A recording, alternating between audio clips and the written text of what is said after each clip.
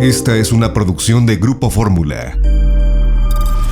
Y le aprecio mucho al doctor Arturo Erdely, actuario doctor en Ciencias Matemáticas de la UNAM. Y estamos con el tema de las cifras, ¿sí? Doctor Erdely, ¿cómo estás? Buenas tardes. Me da mucho gusto saludarte, como siempre. ¿Qué tal? ¿Qué tal, Joaquín? Buenas tardes, a tus órdenes. A ver, estamos viendo el tema de las muertes. Yo primero tengo una duda que me la planteó alguien que quiero mucho y que me dijo, y dije, se lo voy a plantear al doctor Erdely. Porque yo he estado haciendo un ejercicio que no sé si sea incorrecto, doctor, te lo cuento. Yo he sumado las 258,000 muertes que daba esta noche la Secretaría de Salud a al sobrenúmero de muertes que estaba en 470,000. Te pregunto yo, ¿es equivocado mi ejercicio o las 470,000 de excesos de mortalidad ya incluye estas 258,000 que da a conocer la Secretaría de Salud? Es lo segundo que acabas de mencionar, Joaquín, ya las incluye. De hecho, si nos vamos con el más reciente estudio de exceso de mortalidad, ya pasan del 500,000.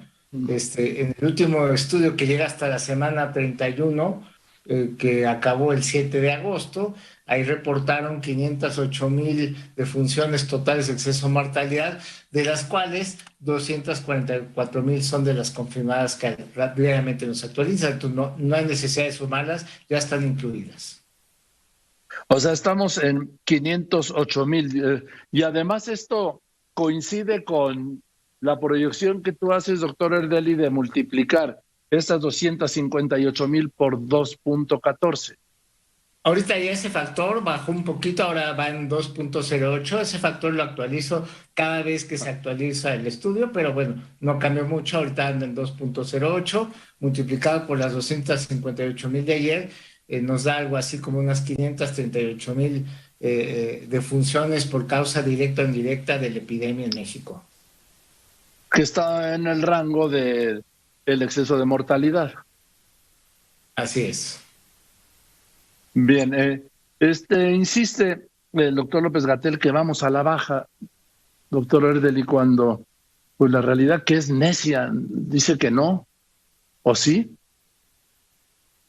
Bueno, en términos generales sí hay una tendencia a la baja, ya que lo analiza uno por entidad federativa. Bueno, la historia puede cambiar un poco de una a otra. Sí te puedo decir que de los datos abiertos y analizando las gráficas por cada entidad federativa, en 23 de las 32 entidades es claro que hay un descenso.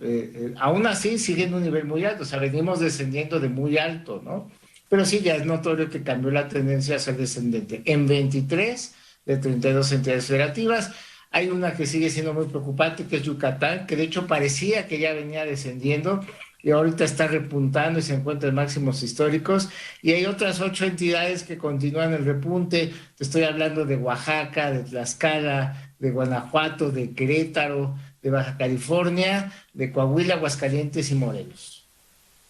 La Ciudad de México, ¿cómo se encuentra? Perdón el centralismo, doctor Erdely. Pues también también es claro en las gráficas, tanto de la Ciudad de México como del Estado de México.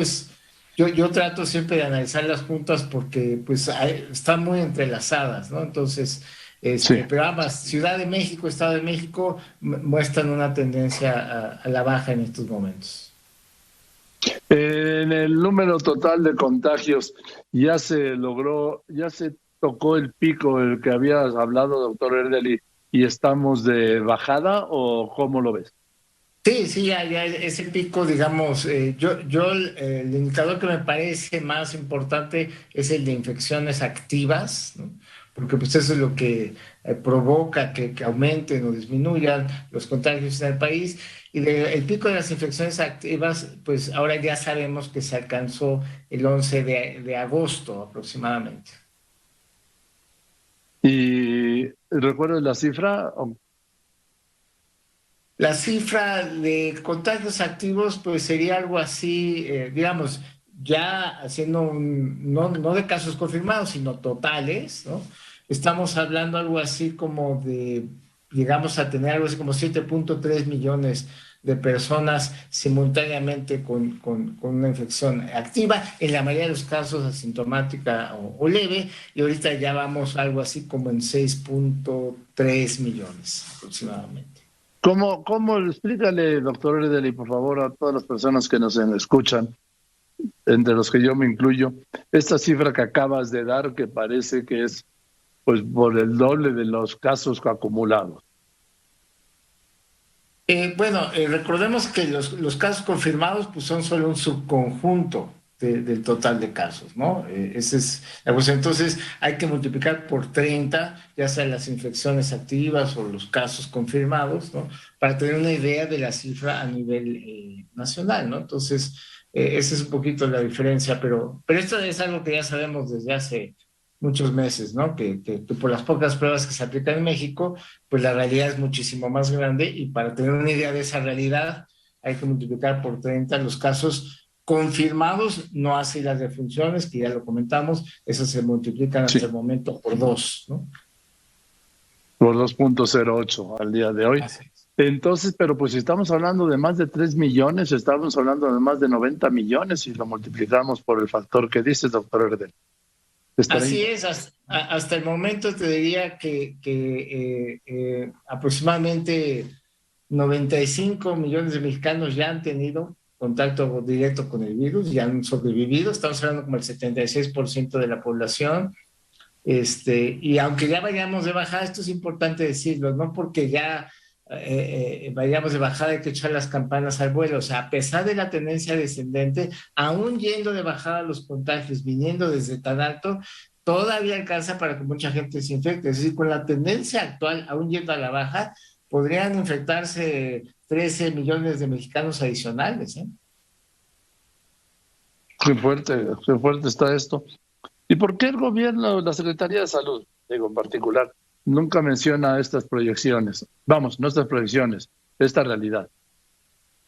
Pues porque no. Ya sé que me vas a decir, pregúntale a la Secretaría de Salud. Pero no hace falta, no hace falta, te lo digo, no conviene a los mensajes que quieren entregar, o sea, no les gusta hacer énfasis en cifras que pueden ser utilizadas para cuestionar las decisiones que han tomado. Entonces, este tipo de cifras dicen, pues ahí están, quien quiera que las analice, quien pueda, quien sepa cómo, pero ellos no hacen énfasis en las cifras que no les conviene que se haga énfasis. Eso es lo que sucede.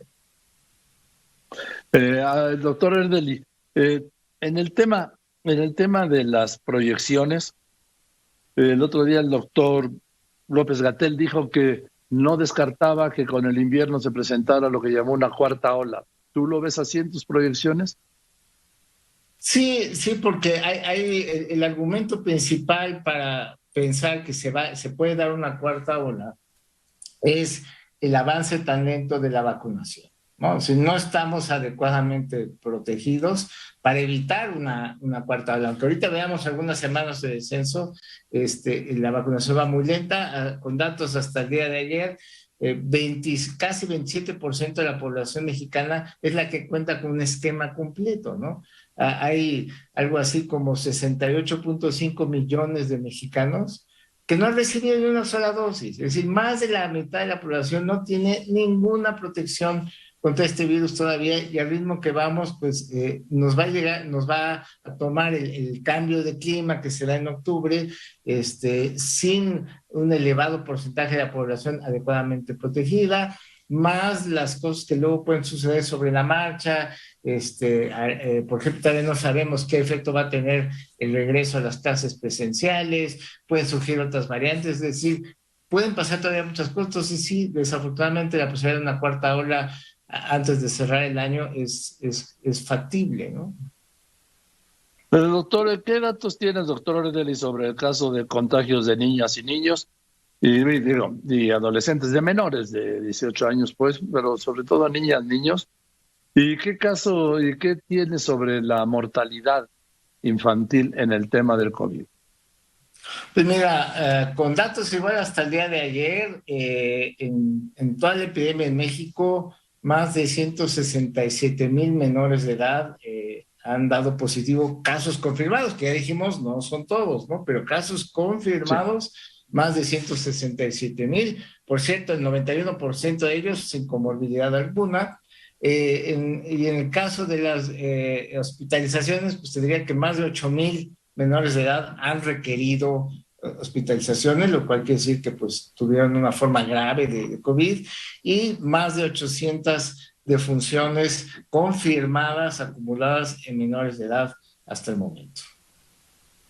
Bien, pues digo, yo sé que es un drama, una muerte es un drama, pero pues a lo mejor tiene parte de razón López-Gatell cuando habla de que es mínimo, incluso que es prácticamente imposible la muerte de un menor por COVID, cuando estamos hablando de 800, de 200, bueno, de 500 y ¿qué? Que de 508,000 muertes. Pues, yo sé que la muerte de un niño, de un solo niño es, vamos, es trágico y no hay justificación, pero solo por un instante ir a la estadística y salirme de ella enseguida. Pues yo pienso que la relativización de la tragedia pues es una más de las maromas epidemiológicas del subsecretario. O sea, no es solo el tema trágico de que los niños mueren, sino los niños también contagian y bastante porque tienden a ser, algo así como el 50% tienden a ser asintomáticos. Entonces, tienen el poder de contagiar a muchísima más gente, empezando por sus padres jóvenes. Por ejemplo, tienen padres jóvenes que a lo mejor no han recibido ni una dosis o tienen una sola dosis que ante una variante delta no les protege muchísimo. Entonces, ellos mismos ponen en peligro a sus padres o a sus abuelos, ¿no? Los abuelos, sabes que en México, en muchas familias, los abuelos la hacen de cuidadores de los niños mientras los papás trabajan, quienes los llevan y los traen, y los niños no se teletransportan de la burbuja del hogar a la burbuja de la escuela. Normalmente tienen que ocupar el transporte público que no tiene condiciones adecuadas. Entonces, o sea, no es nada más focalizar el tema de los niños, sino toda la movilidad que implica el regreso a clases presenciales y que pone en peligro a todos. Recordemos, y ahorita que mencioné esto de los adultos mayores, que muchos se hacen cargo de cuidar a los niños, ¿no? El 30% de los adultos mayores en México no están vacunados por la razón que sea, y ellos están poniendo ahorita el 57% de todas las defunciones recientes por COVID-19. Estamos hablando de unas 400 personas por día, adultos mayores, están perdiendo la vida en México por COVID-19. Bien, doctor, pues seguiremos hablando, doctor Erdel, y yo te aprecio mucho esta disposición que tienes siempre para aceptar este espacio y te mando un abrazo. A tus órdenes, Joaquín, como siempre. Buenas tardes. Muchas gracias, doctor Arturo Erdeli, es actuario, es doctor en ciencias matemáticas por la Universidad Nacional Autónoma de México.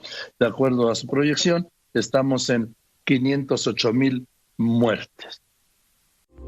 Esta fue una producción de Grupo Fórmula.